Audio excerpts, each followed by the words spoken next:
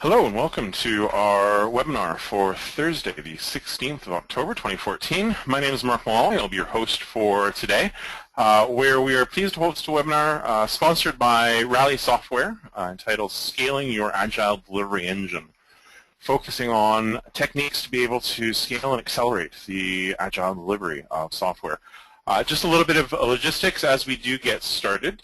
This presentation is being recorded, and all participants will receive a link to the recording in a follow-up email. As well, we do have a question and answer session planned at the end of the broadcast, so please use the Q&A box on the left-hand side of your screen to pose any question you have to either of the speakers. If you'd like to direct your question to a specific speaker, if you mention that, and other than that, we will pose those questions to both of them.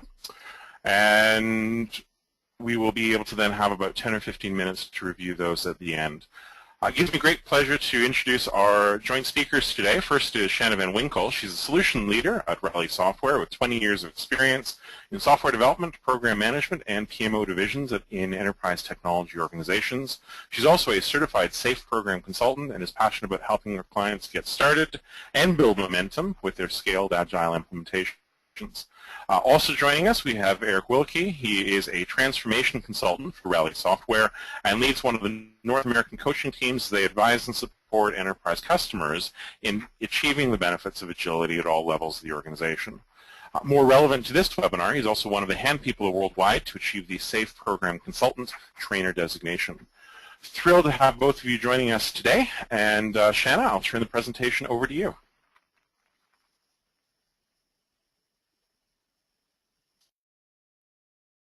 Great, thank you very much.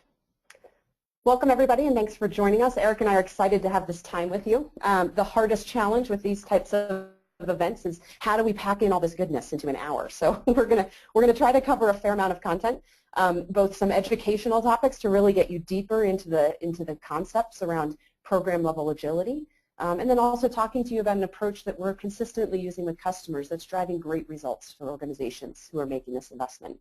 I'm going to set the stage very briefly and just talk to you for a few moments about the concepts of agility as competitive advantage. And then Eric's going to show you how this concept of groups of teams working together, driving towards common business objectives, can work as you stand up agile programs within your organization. And then we'll wrap up with some time spent showing you how you can actually do this within your organization. Launch an agile program in as few as 3 months. So let's talk for a moment about agility as competitive advantage. This is a chart from the S&P 500, and this illustrates that the average company lifespan is shrinking due to the increased pace of innovation. What's interesting, it's not just shrinking, it's actually shrinking dramatically, as you can see from this chart. From an average lifespan of around 60 years, now down somewhere in the teens. At this current churn rate, 75% of the companies in the S&P 500 will be replaced by 2027. What does this tell us? It tells us that every organization needs to act now to figure out how to become more innovative and to be able to adapt to environmental changes and respond efficiently and effectively to that change. It's an absolute imperative. And that's really the definition of the term that's now becoming more mainstream in the market, which is the concept of an agile business. You can't be an agile business without having a scaled agile execution engine at the program level. That's why we've made that the primary topic of today's webinar. Here are a couple quotes just to reinforce this concept of the necessity, as Forrester says here, that every industry is subject to disruption and that only truly agile businesses are equipped to respond. So the good news is you can gain competitive advantage by addressing these challenges. So let's orient you. This is really a change in language that's come into the Agile market just in the past few years, actually. It is not uncommon for people you speak to about Agile to still associate it with team-level Scrum, because that's really where the term Agile got its starting point in the world of product development. But you'll notice that on that last slide, Forrester referred to, quote, truly Agile businesses. These kinds of breakthrough business results that allow organizations to become significantly more adaptable, be able to rapidly inspect and adapt to changes. This isn't possible unless we are connecting agility throughout the organization. So Agile is really no longer something that only individual software development teams use. Businesses are now changing the way they operate from top to bottom, using those same Agile concepts as a competitive differentiator. So today, Eric and I are not going to spend time describing in detail these 3 layers, but these are the 3 ways in which we engaged with organizations to implement Agile. And today, we're going to really focus in at the execution layer. Really moving to business agility, which you can think of as this is where organizations, really it's requiring high-level management and leadership support. And the business is implementing a more frequent cadence for things like adjusting the scope and the funding levers that directly impact the flow of business value. That's a pretty broad and daunting task to achieve as a starting point. So we are finding that very commonly organizations we are working with customers who are starting quickly and successfully on the path to business agility, beginning with program agility at the execution layer. And the program launch solution we're going to talk about a little bit later in this webinar is the most common entry point for organizations really of all sizes to implement business agility. But before we get into that approach, we really wanted to make sure everyone involved in this webinar today felt comfortable understanding what program agility is when we talk about that execution layer of the model. So I'm going to hand this over to Eric now, who's one of Rally's esteemed transformation consultants, as Mark introduced him, to cover the topic of what is program agility. Great, thank you, Shanna.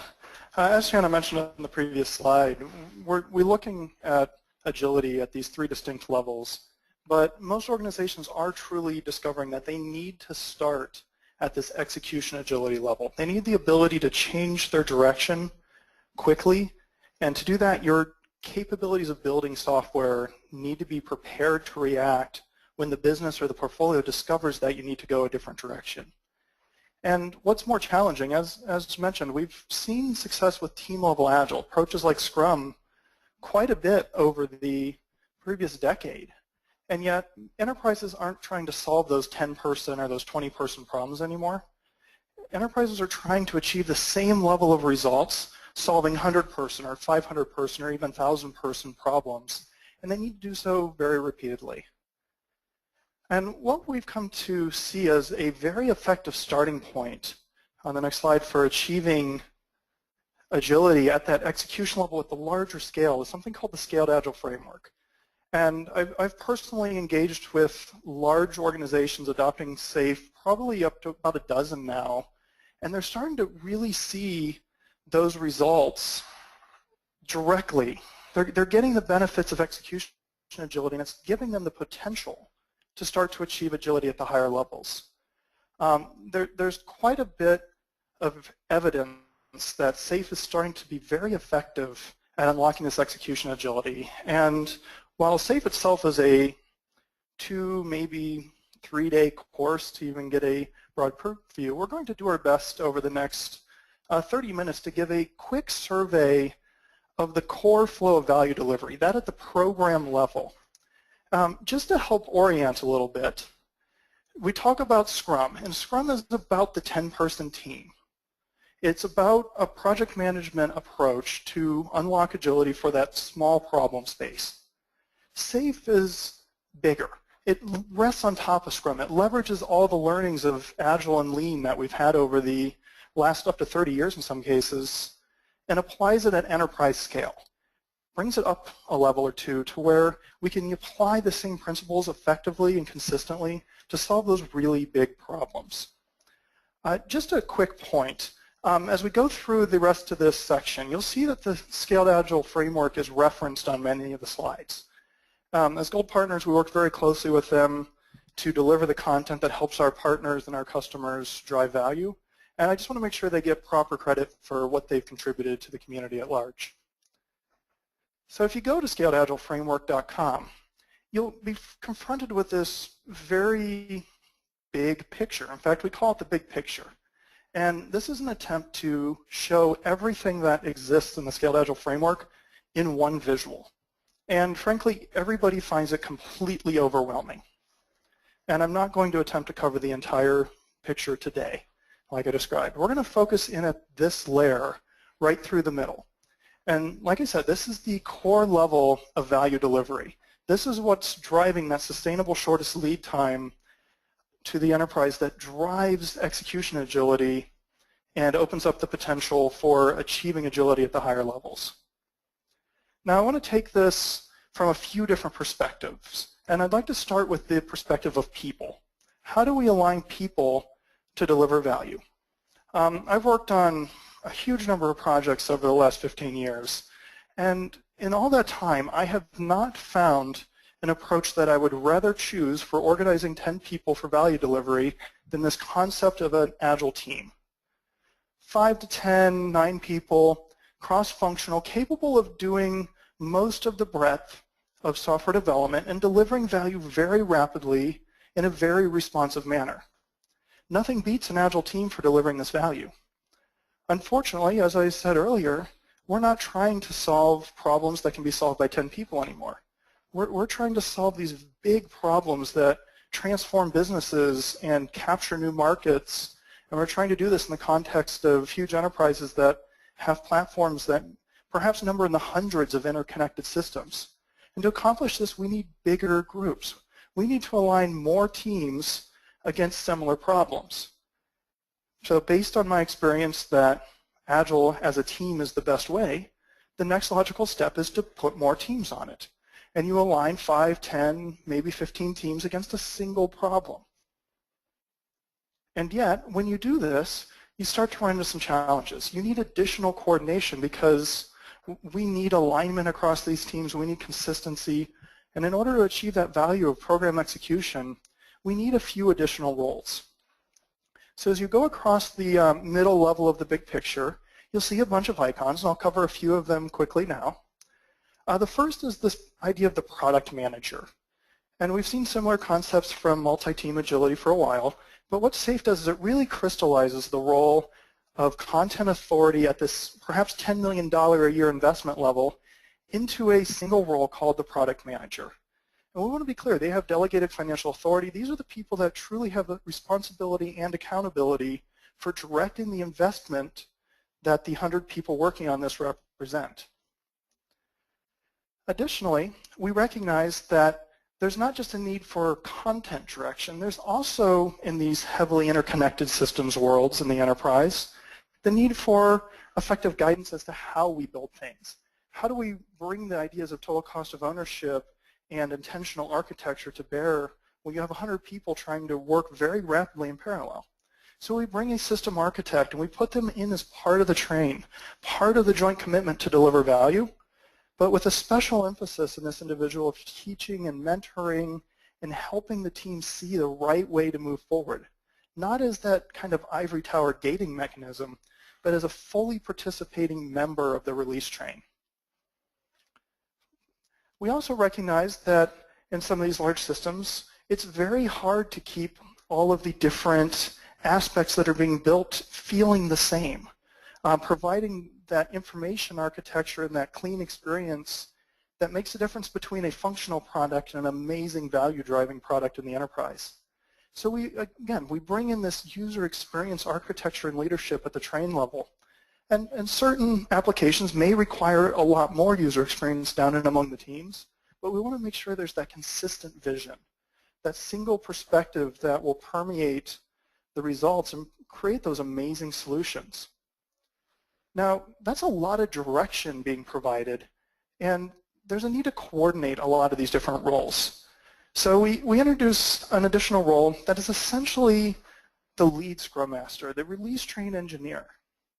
But what's really interesting is that the release train engineer is not a team level role, it's a program level role, and in my experience it's generally filled by somebody fairly senior in an organization.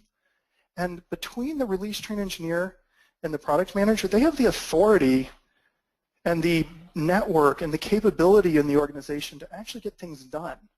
So where a 10-person team struggling may, or where a 10-person team may struggle to get the results and get the attention they need, this group on the screen working together can achieve some amazing results and get some pretty significant attention. A lot of people wonder, like, are these project managers, for example? And the answer is kind of. In my experience, the traditional, for lack of a better word, traditional project manager tends to come from one of a couple different perspectives. Sometimes they're very involved in the work and in the direction and in providing a vision around where the project implementation should go. And those people find a very natural affinity for the product manager role and typically are very good at it. Other project managers are the amazing connectors and facilitators, the ones that are able to drive people to work better together. And those people almost always gravitate very naturally into this release train engineer. But I will note there is nothing that says project manager in a casual reading of SAFe. Now we also recognize there's a couple other things necessary. When you've got 10 teams going full speed, they're going to be producing a lot of value and they're going to produce it very fast. But they also represent a very significant investment that the organization is making. So for this, we add a few additional roles at the program level that are incredibly focused on helping the teams move fast. So you have the team, it's like the system team that is focused on making sure that nothing slows down the teams that are delivering value. They ensure the tools and the systems and the continuous integration, the load test frameworks are all up and running all the time. Make sure that you're not getting into a system or a position where the system doesn't run. At the same time, you have roles like release management and DevOps that are ensuring that what the teams are creating so fast comes together and has a soft landing out into the organization, either on the deployment into the systems perspective or the deployment into the business implementation activities. So that's kind of the people perspective. You have your traditional Scrum teams, you have a bunch of them, perhaps 5 or 10, and then you have this handful of additional roles that are represented at the program level to help provide that alignment and that consistency as you're trying to get that large of an investment delivering in the same direction. For the next section, let's look at the timings. So we looked at the people and how you pile up the people in a group of 10 teams. Well, we do kind of the same thing on the time box side. Most people are aware that Scrum is based on a 2-week iteration at the team level. SAFe says, great, let's do that. And let's get all of the teams on the same iterations and then put a bigger iteration around them. One that matches the cadences of the business more effectively, one that allows us to talk in bigger, more abstract terms and as a result get the energy that we need from the people elsewhere in the organization to help us drive forward. So when you look at the 2-week time box, we don't fundamentally change that in SAFe. The 2-week iteration is the same 2-week iteration that we've seen in Scrum for a very long time. You plan something, you do it, you talk constantly and collaborate as much as possible during the 2 weeks, and then you deliver working software at the end, show off what you've done, and try to find some way to improve your ability to deliver. Great pattern. So let's just copy that at the next level up. And we'll do that at a 10-week horizon, and we'll plan as a big group, figure out how we're going to deliver the software at a high level, figure out the dependencies, figure out which teams need to work with the other teams throughout the 8 or 10 weeks that we're building. And then we'll come together and we'll do a demo and a retrospective activity. Very similar pattern, only scaled up to represent the larger investments and the larger number of people that we're trying to coordinate. Let's take a minute and we'll walk through this flow from left to right because there's a lot of detail worth addressing in here. So first, the 10-week period begins with a rather unique event. It's a big room planning event where you get all of the members of all of the teams and the leadership and the key business stakeholders together in one room. And they come out of this with an understanding of what are we going to accomplish in the next 10 weeks. And it's not just a shared understanding, however critical that is, it's also a scaled buy-in. All of the people, all 125 people on the train, understand where we're going and how we intend to get there. And every time I've seen one of these, they've discovered something that paid for the event itself in savings on delays and other challenges. Then the teams go off and they run. And they work for the 10 weeks. And then they come back together at the end and they demo what they've done. And they have a very specific end of PI behavior. Let's go back though and let's look at the nature of that backlog a little bit more. So this is called the program backlog. It consists of features. These features are aggregations of stories. They're bigger units of value description that we can talk about that not only have meaning for the developers like the stories would, but they also are big enough to have meaning to the business stakeholders and the people that will be consuming them. And one of the challenges I've seen with trying to scale in the past is that when you talk about 10 teams and you talk about 10 weeks, you're looking at hundreds, perhaps up to 1,000 user stories. And you can't steer 1,000 user stories. Nobody's going to ever read all 1,000 user stories. So that's where we bring in this feature level, and we talk about a bigger unit of value in a language that can be understood both by the developers and by the stakeholders. And in a lot of ways, this feature is where the strategy of the organization materializes for the execution layer. The backlog is owned by the product manager with strong assistance from the system architect. In fact, the system architect generally has a portion of the content authority to drive the stability of the architecture and ensure that investments are being made at the right times. And then they come out of this planning with this feature backlog, and you feed into the iterations. And the system sprints together. So you've got all of the teams working together week after week for the next 10 weeks. All of the iteration boundaries are fully aligned so that if a decision needs to be made, you can steer the entire train. We don't have different teams moving at different directions. We also need a common way of understanding progress. So in the interest of the value of program execution, we also ask to normalize the velocity across the team. So we're not looking for the strict 1 point equals 1 day or something like that. We're looking for at least an order of magnitude compatibility so that when I ask teams what they've accomplished, I have a way of rolling that information up and getting some meaningful answers. Now, we mentioned earlier this additional role of the system team.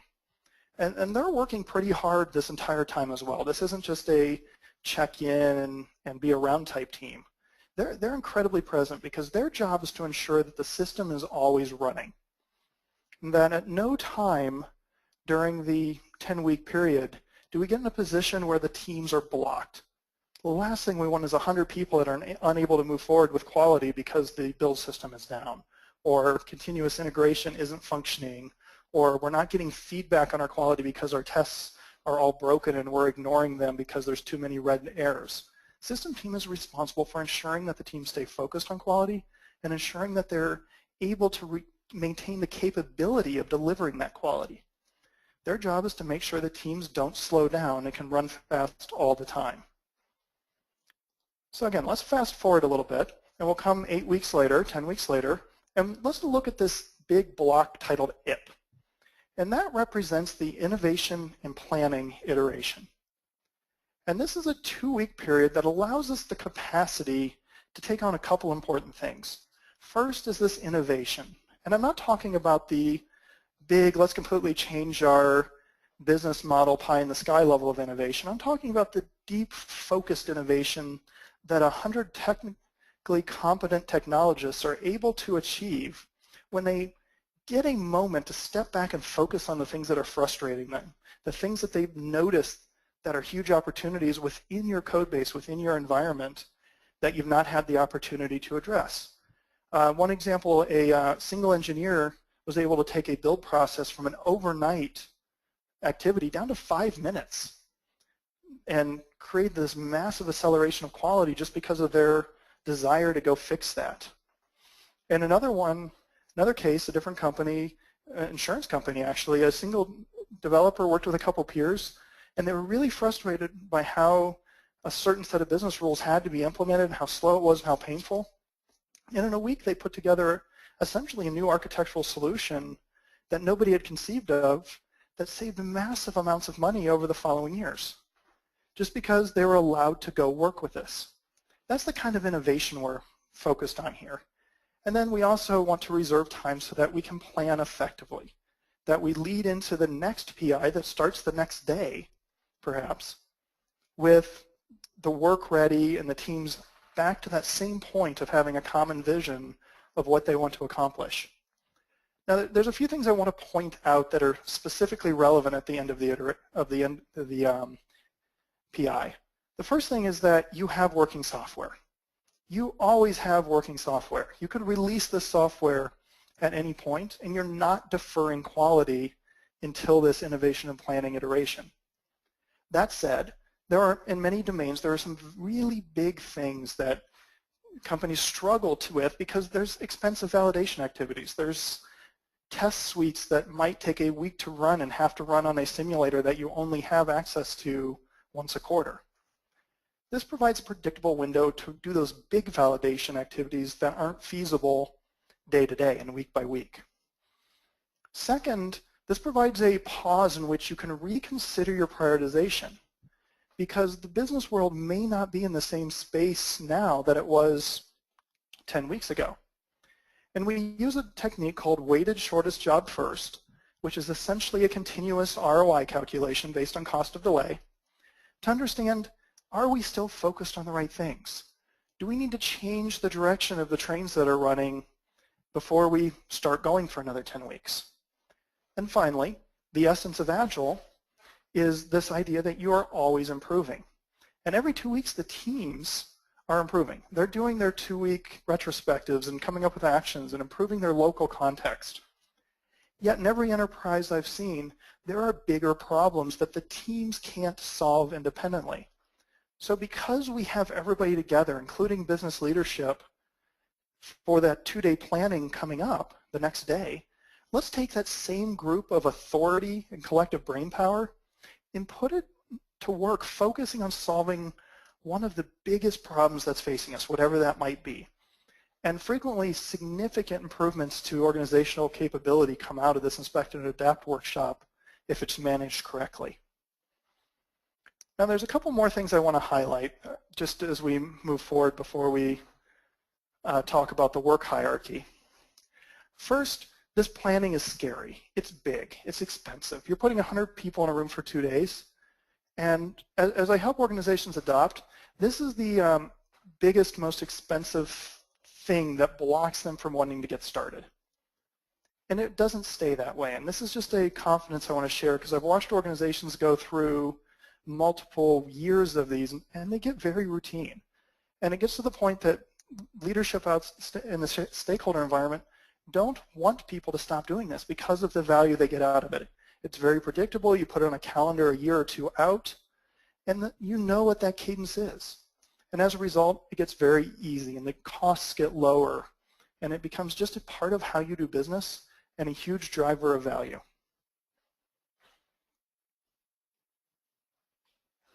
So as we move forward,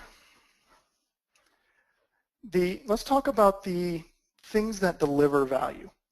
So we've talked about the team structure and how people scale. We've talked about the timings and how the time box scales. Now let's talk about the way in which we convey intent into the teams and the structure the teams use to deliver that value back to the people requesting it. And at this point, I have to step a little bit outside of the program level because we can't just focus on that feature level in the middle. We need to look at the levels around it. So first off is looking at the top, at these big strategic themes. And these are the division level decisions. Do we enter this market or not? Do we choose to invest in this new product or not? And we're using these to drive our budgets. These are big portfolio level decisions that end up in either funding trains directly or funding epics from the top down. And both of those are the two sources that lead to features. If we could advance twice, thank you. And the features, they become the primary unit of value delivery for the program. This is the level that we optimize for. Are you capable of delivering feature after feature in the shortest possible time in a highly sustainable, high quality manner? We'll take those then and decompose them on down to stories and tasks like I described before, but the feature is this primary unit of value delivery. While we're looking at this hierarchy, let's go ahead and talk about the role of architecture, because we mentioned that architects also retain a level of content authority in Scaled Agile Framework, and their work shows up in the backlog. It's just like any other work, but it's work focused on the long-term sustainability of the platform or in the enablement of future work to be done faster and more effectively. But it exists alongside and is prioritized with the business driver work that's coming to directly add features to the product and platform capabilities.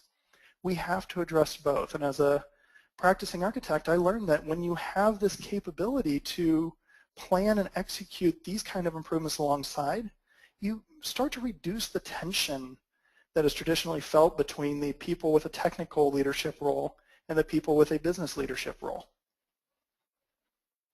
So that kind of concludes the very rapid fire pass through the program level.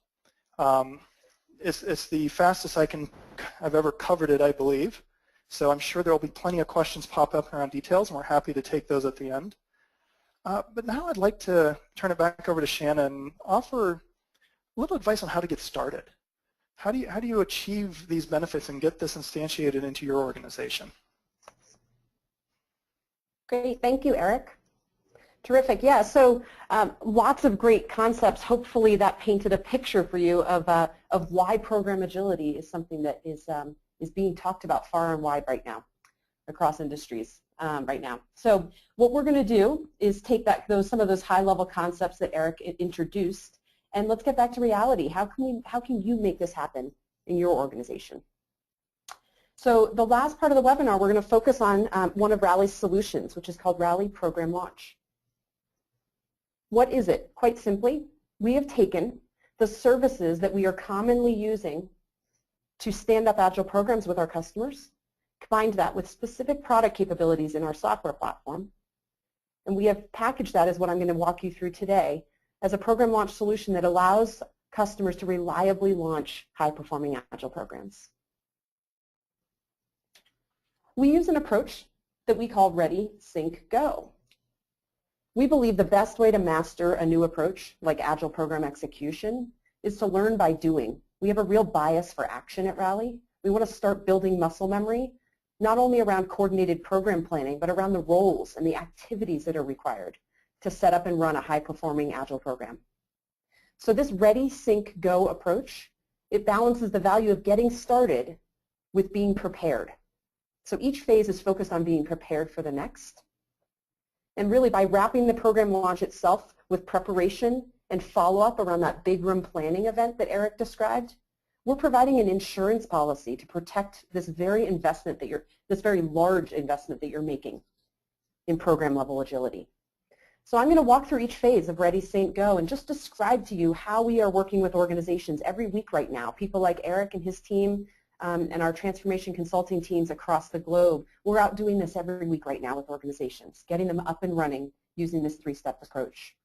So let's dive into Ready a bit more. And as you saw on that last slide, this phase can last anywhere between maybe 1 to 4 weeks, depending on how much has already been figured out within the organization, how much background there might be around this concept, whether this is something you've done already somewhere else in your organization. A lot of variables determine how long each of these phases takes. There's no one right way or length for these phases. But here we're really focused on equipping the program leadership team with both the knowledge and the tools so they can effectively launch the program. We've got to get them equipped to be able to make this happen for that program. We're also helping you design the program. So this is not just the planning event, right? This is the cadence, the roles, the materials, the content that's necessary to manage program level deliverables. And lastly, if you're using the Rally platform, which becomes more imperative that you have an enterprise platform that allows the integration of work across many teams and potentially across many programs to be linked in a way that gives you the visibility, the roll-ups, the reports, so that you can make informed decision to steer your organization. We're going to help you at this phase make sure that your instance of Rally is structured to match the program team structure that we're helping you put in place.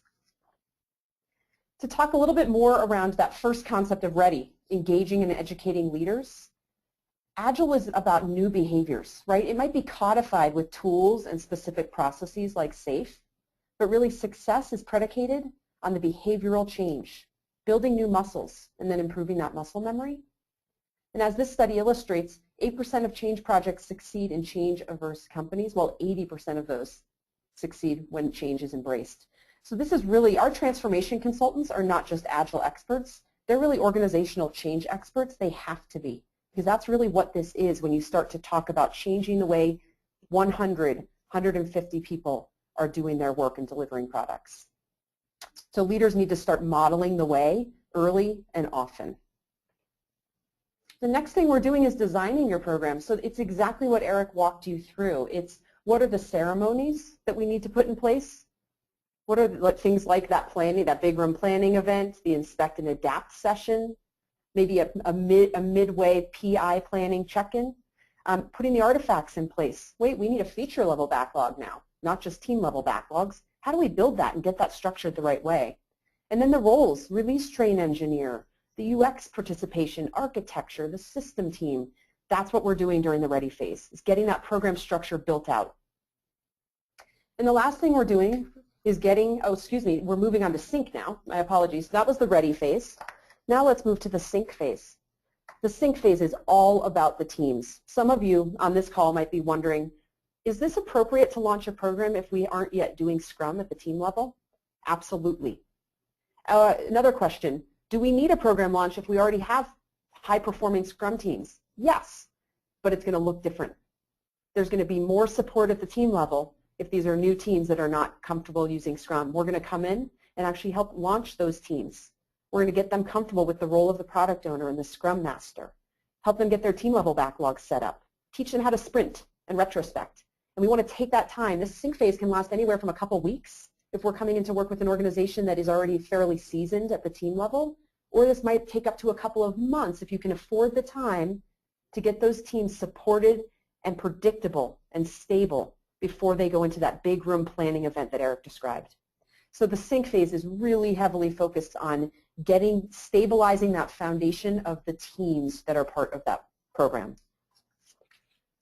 The other thing we're doing is working on, and I'm going to skip to another slide that goes into a little bit more detail that you've seen already, right? So we got to build this thing that Eric described. That's what we're doing during the sync phase. This is where we're working with the product management function to make sure that they are prepared to walk into that big room planning event with a program level backlog that has the right features prioritized for development. If not, you are going to get garbage in, garbage out, right? The teams are going to be pulling from that backlog. The right things better be at the top, and you better have a good enough understanding of what is the rough size so you know about how much work you think you can plan to be delivered in that next PI, which is usually a 10 to 12 week increment. So those are the two big priorities for the sync phase. Get those teams up and running and healthy, and get that program backlog in place, and get the product management function feeling really confident as they go into the go phase. This is the most popular, well-known part of SAFe, certainly if you know SAFe well, and often when people talk about scaled execution or program agility, people think of this big room release planning event. So during the go phase, that's what we kick off with. We're going to facilitate that event with you. We're going to give you as much support as you need the first time around. Often we're co-facilitating that with the release train engineer that you've put in place for that program. But this might be the first time that person has done it, quite likely. So we're going to work with them and partner on that. And then we got to steer. So we have a 10 to 12 week increment where they have a plan and they go off and deliver. We're going to help you figure out how to steer that program, and then come back at the end and support that inspect and adapt cycle of continuous improvement. So during the go phase, you're doing the planning, right? Eric talked about generally we find organizations are making the investment to actually get people co-located for this. I have talked to so many customers over the past 4 years, my time with Rally, who were reticent to make that investment and just couldn't imagine being able to justify that. We have customers who are very ready and willing to talk to you to explain to you the value that is driven out of this event. It is well worth the investment. With that said, we do have organizations we work with to facilitate this as a distributed event, where for whatever reason we can't have all of the teams together in the same room, and we use technology and facilitation techniques to make that work. At the end of that planning session, everybody who is part of that program, every member of every team, and all those program roles that Eric described, together commit to the plan. The commitment is explicit in the room. Is there anybody who cannot live with this plan? Does anyone have concerns? Or is everybody willing to raise their hand and say, I am fully committed to this plan? It's a really exciting part of this concept of program agility, to see everybody raise their hand in agreement, and usually there's cheering and clapping and everyone says, we did it. We built a plan that we believe in and we're excited to execute on it. What else happens during Go? Well, the teams have to go execute, right? So the teams go off and they start executing at the story and the task level. We are often coming back during that 10 to 12 week increment to coach the teams. Give them some love, check in, find out where they're blocked or where they might be struggling. Meanwhile, at the program management level, there's steering happening. So we got to track how are we doing as we move through this 10 to 12 week increment. Are we on track? Does it look like we've committed too much? Do we have risks? Do we have blockages that we need to address? So we are also providing support at that program level to make sure that the program increment is going smoothly. So this is the timeline for a Rally program launch. As I mentioned, the ready phase can take anywhere from about just a week if you already have a good sense of this is our program. We're pretty clear on what our ceremonies are going to be and how often we're going to plan and who's going to fill what role. Sometimes that takes a bit longer. Are you using the Rally platform? Do you need it configured? There are a lot of variables. In the sync phase, this largely comes down to how mature are your teams.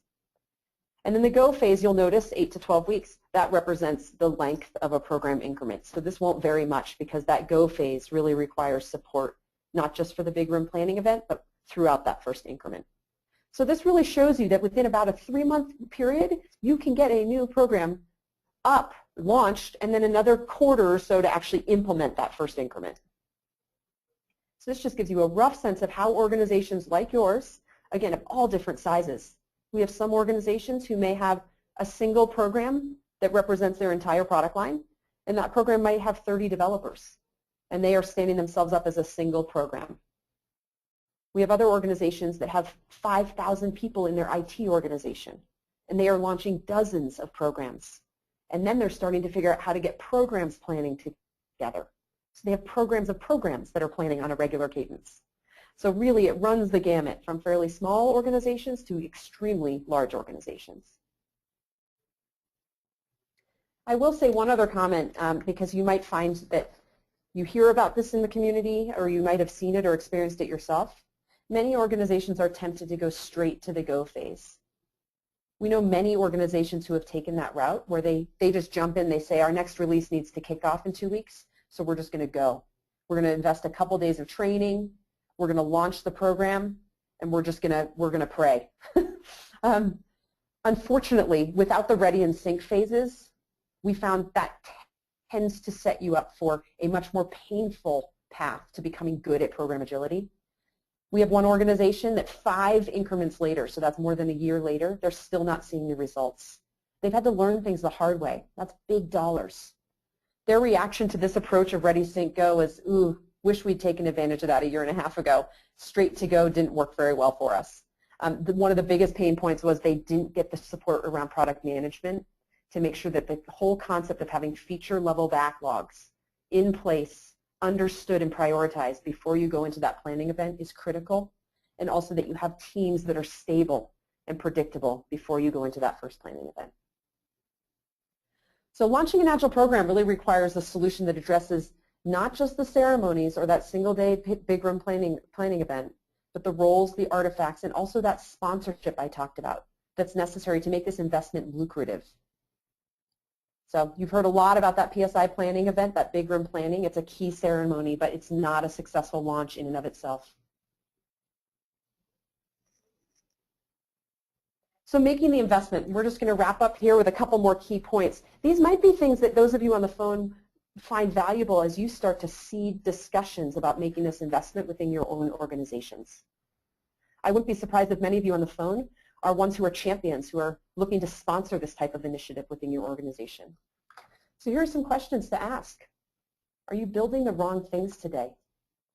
What is the cost of missed revenue if you are building the wrong features? What's the cost of wasted effort in building the wrong features? Resources working on features and functions that never or rarely get used? That's big dollars. Take a look at that. Second question, are your releases late? Same question here. What is the cost of that? That's revenue out the door. The longer you do not have functionality in the hands of your customers, the more money you're leaving on the table. What Eric described, the power of program agility, is that you are getting functionality to market generally not only more predictably but sooner.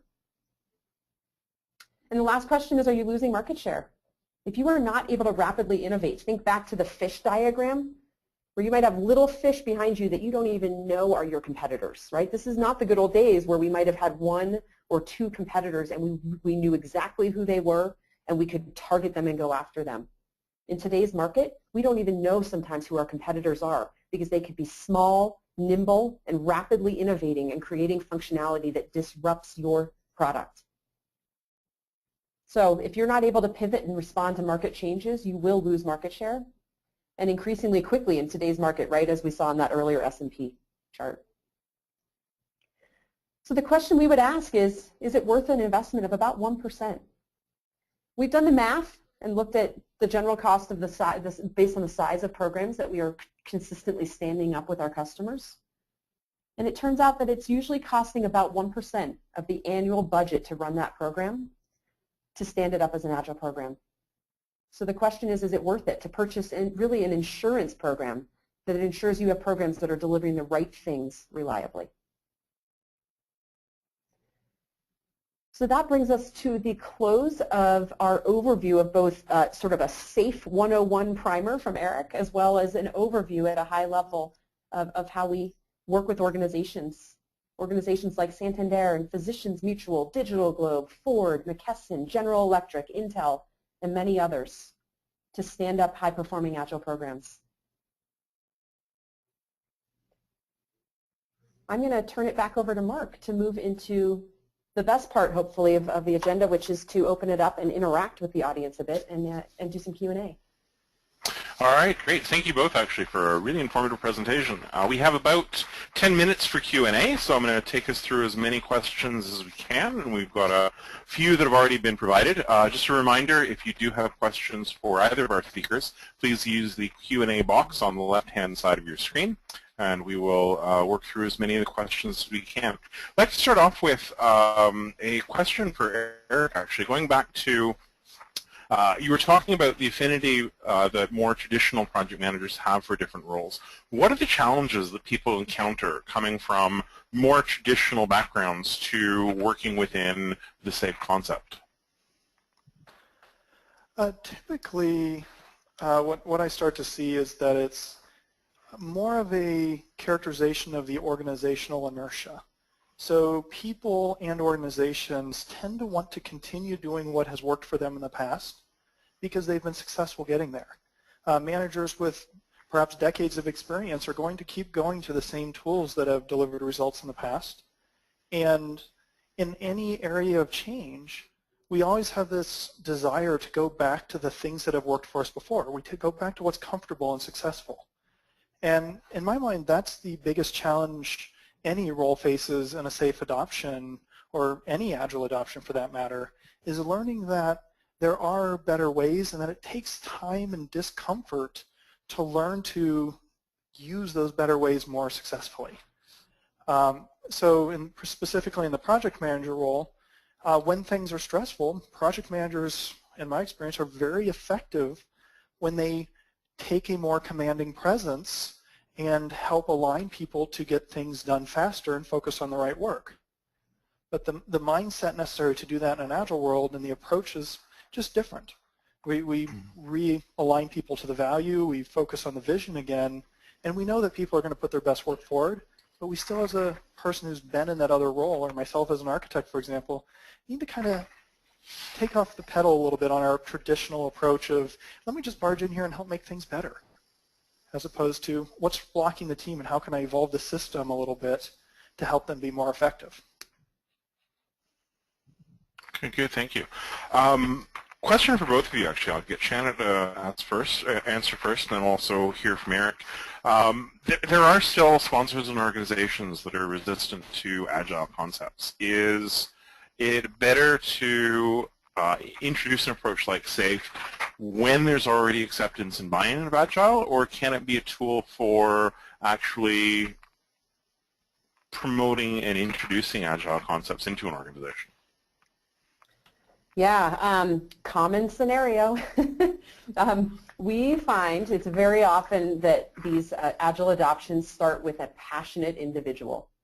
They've likely come from a different organization where they've seen Agile drive incredible results, and they want to bring it into their new role in their new organization. We are always encouraging people like that to find a place they can get traction. It is much easier to show an executive, right? To show them through value delivery versus trying to convince them through slide decks and sending them to a training. So we always encourage pilots. Find a pilot that is the right fit for the scenario in your organization. Sometimes that's going to be finding a pilot that is high visibility, high risk, and saying we can't afford to not try this here. Other times it's going to be finding a pilot within your area that may not be as high visibility, but it's a chance for you to test out this implementation and then demonstrate the results.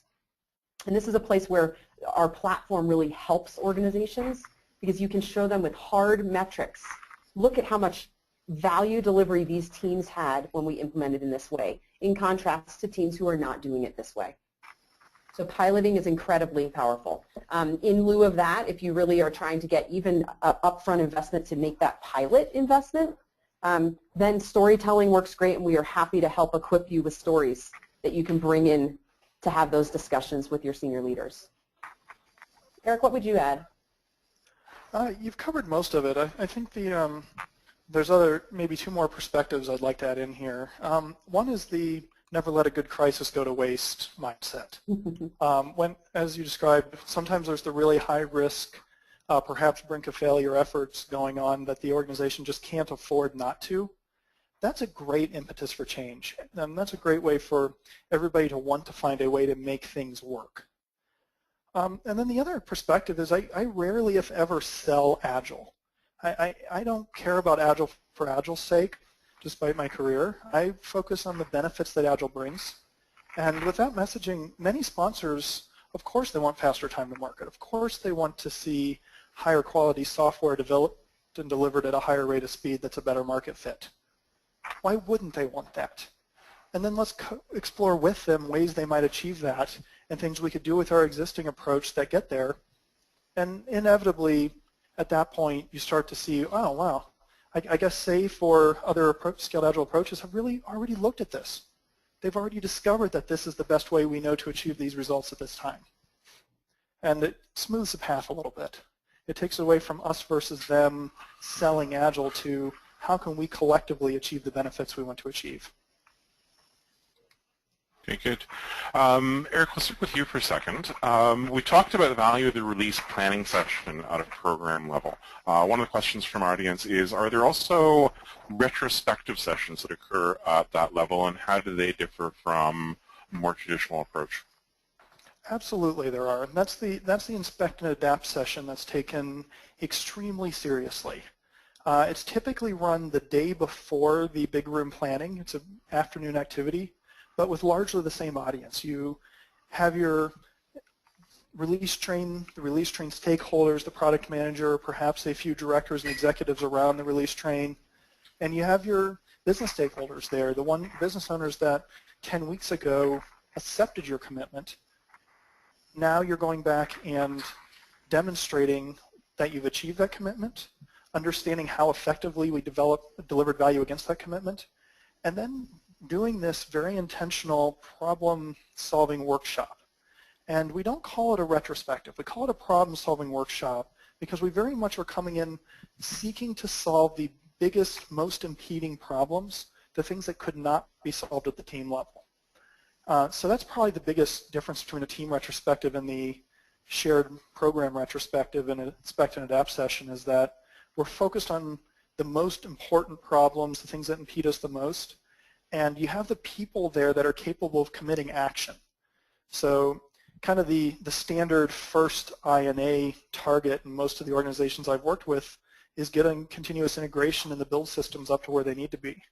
Because as soon as you get 10 teams trying to solve the same problems, you run into that issue. And you get 100 people say, here's what we need to do, and here's the investment that will go onto the backlog to be planned tomorrow. So yes, it's there, and it's taken incredibly seriously. Okay, great, thank you. We've talked a lot about the value of the SAFE approach and measurability. Question for both of you, and I'll start with Shanna this time. How do you best measure the success of a Scaled Agile Framework implementation that's been deployed? Yeah, so that you're always going to have some blend of qualitative and quantitative metrics. I will say, and this is harder to just sell up front, right, but I will say it's palpable. So we at Rally, we use this approach certainly to build our own software, and we get comments and feedback consistently from team members, everything from we love working this way to holy cow, this is so much more effective, to feedback at the end of the big room planning event saying we feel much more confident in our plan and what we're going to be able to commit to and deliver. And then we have those the quantitative metrics that we can look at. If you're using the Rally platform, you're going to see in there. You're going to see that our feature velocity is going up. You're going to see that the program's becoming more predictable.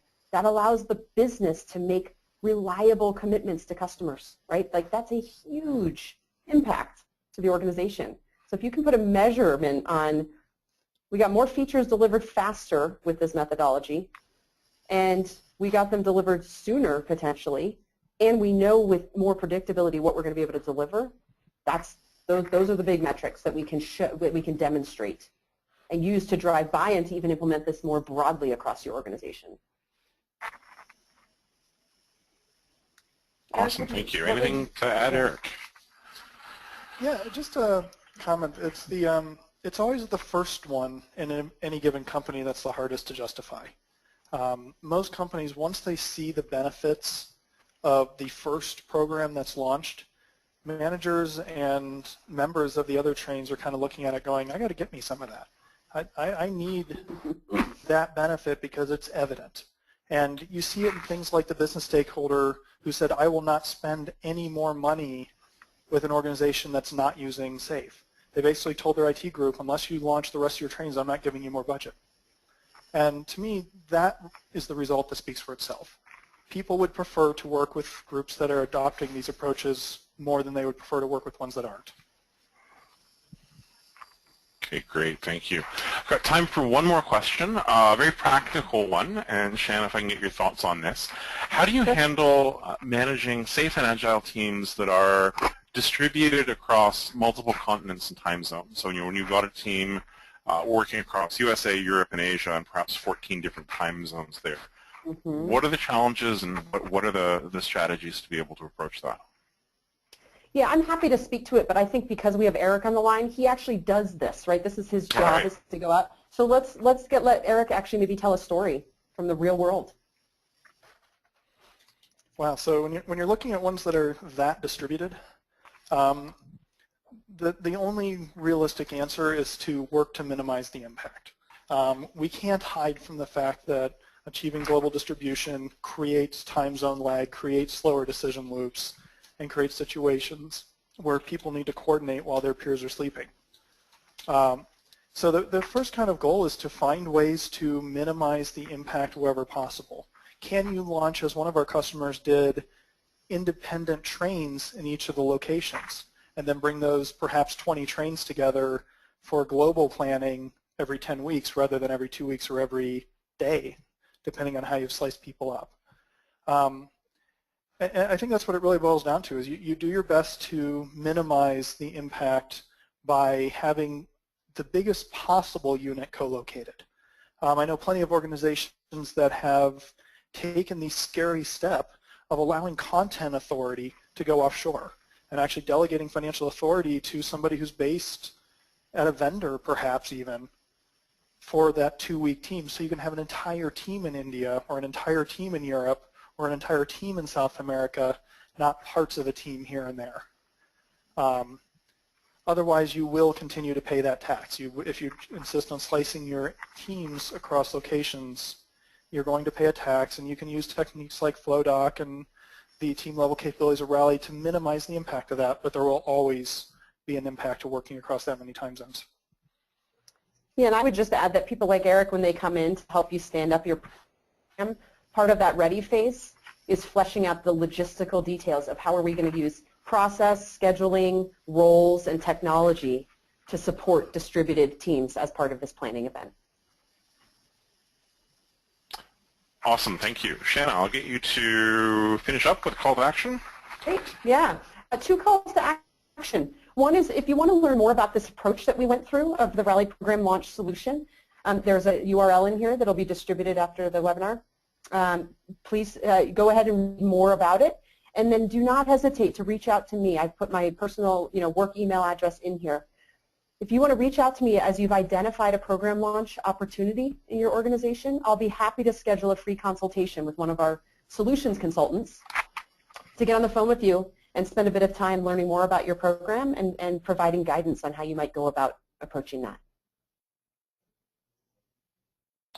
Tremendous. Thank you very much. Thank you to our audience for joining us today for an overview of how to approach scaling Agile and adopting the SAFE framework. I want to thank very much our sponsor for today, Rally Software, for hosting this webinar, and in particular to thank our speakers, Shanna Van Winkle and Eric Willicke, for providing their expertise and insight in being able to scale Agile, to be able to deliver and solve complex problems in an effective and streamlined way. One final reminder, there will be a follow-up email being forwarded to you within the next little while, and that'll contain both links to the information that Shanna was referencing, as well as the link to the slides and the recording for today. Thank you again. Good luck with your projects, good luck with your programs, and good luck with embracing SAFE. Appreciate you joining us today.